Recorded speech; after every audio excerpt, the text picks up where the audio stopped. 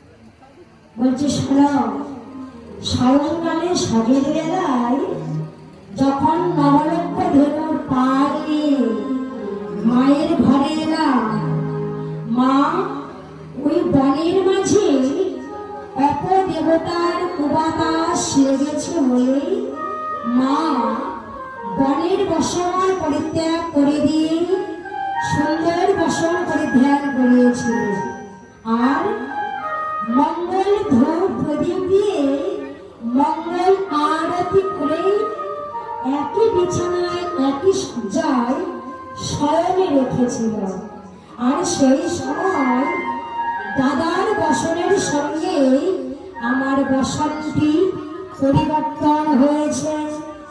বলছে বাবা বাবা, আচ্ছা বলো তো, চন্দন কহে অলকা করি, চন্দন কহে অলকা করি, চন্দন কহে অলকা করি, চন্দন কহে অলকা করি, চন্দন কহা ছড়ি, কহা ছড়ি, চন্দন কহা ছড়ি, চন্দন কহা ছড়ি, জীবন ধরে গৌরী বসে রে, জীবন ধরে গৌরী বসে রে, শিবির করি মালে, শিবির করি মালে, শিবির করি মালে, শিবির করি মালে।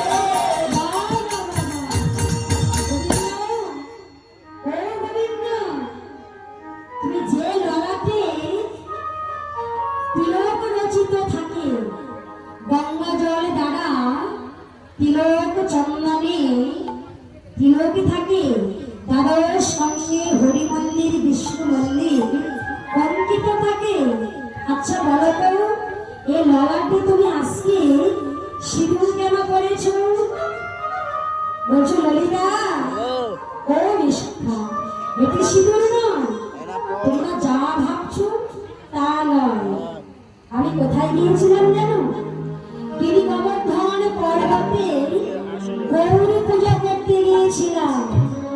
আর ওই গৌরী পূজার সেবাই যিনি পুরোহিত পূজা সম্পূর্ণ করে ওই সেবাই আমায় সিঁদুর পরিয়ে দিয়েছে।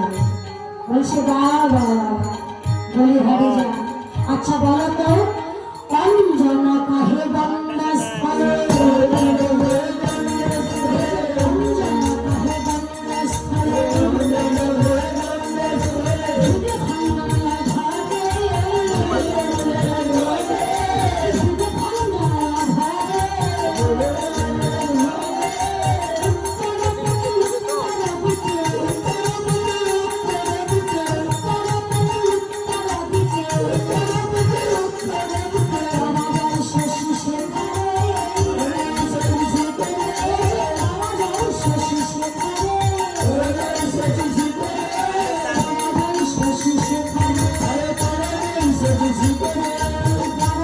শশী শেখর